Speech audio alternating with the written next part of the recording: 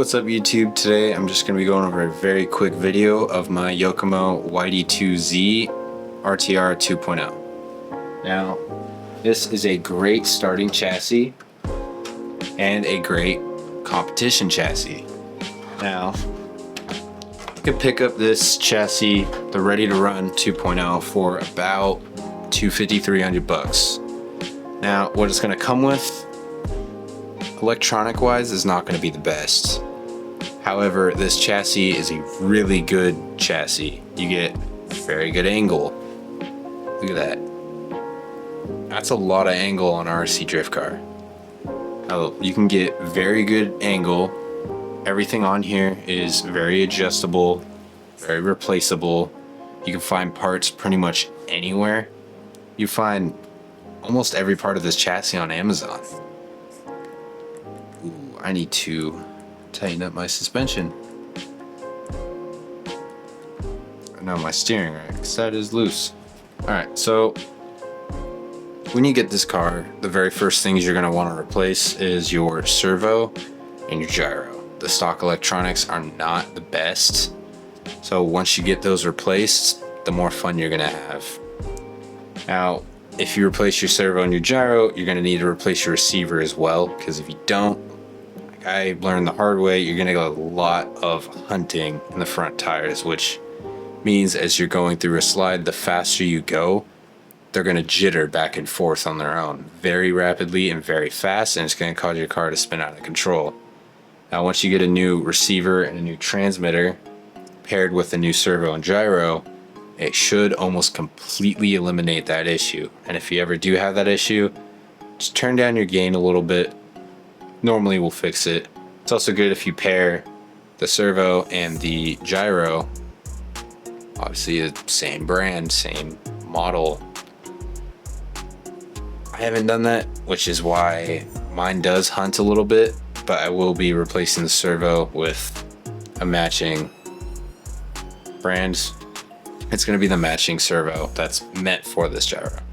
Now, it comes with a brushed motor. Most people don't really like brushed, however, it gets the job done. It never went out on me. I just ended up replacing it because I wanted a little bit more power. So I went ahead and picked up a Hobbywing ESC and a Hobbywing motor. I'm running a Hobbywing Bandit. It's a 13.5 turn motor. That is traditionally what people use in RC drifting. It's 13.5 turn. Depending on your track, people may use a higher or lower. It really just depends on the track. So I went ahead and replaced all those. I put coilovers in it. I ended up replacing the steering rack with a aluminum one because I had way too much play with the stock plastic one. So I went ahead and replaced it with aluminum and eliminated almost all that play. Now I just have to go in and tighten it down every now and then.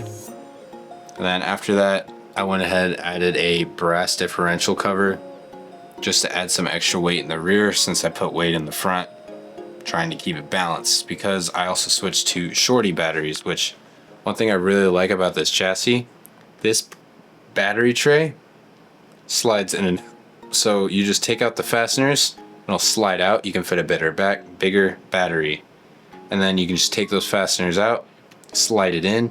You can fit a shorty LiPo battery. It's really convenient and it's very easy to switch out. Almost everything on this chassis is very easy to take out and put in. Now, like I said, you can find parts for this thing everywhere. So if you're getting into RC drifting, great start drift car. Ready to run drift car if you don't want to have to put it together. Yokomo YD2Z RTR 2.0. Now, if you're getting into drifting, don't immediately get attracted to building a body, as most people do. It is a lot of fun, but it will take up a lot of your time, and if you put too much money into your body but no money into your chassis, and you go out to the track, you're not going to have the greatest time because you're going to be lacking that power, that angle, that controllability that everyone else has. And sure, you'll have a body that looks good, so you match with everyone else. Everyone will be able to see it when you're crashing into barriers or crashing into other people or going slow around the track. And people are just lapping you or crashing into you because you're in the way. So upgrade your chassis first. Once you feel you're at a point that you like on your chassis build, then go ahead, put the time in, build some bodies, explore, have some fun with it. Bodies are not hard to make. All you need is razors, sandpaper, paint, and masking tape. That's essentially all you need. You can use hot glue for some of the parts, like the light buckets, wings that come with it, mirrors, exhausts, but you don't really need a whole lot to build a body. That's the nice thing about RC drifting, is you get to express yourself in your build and the body that you make.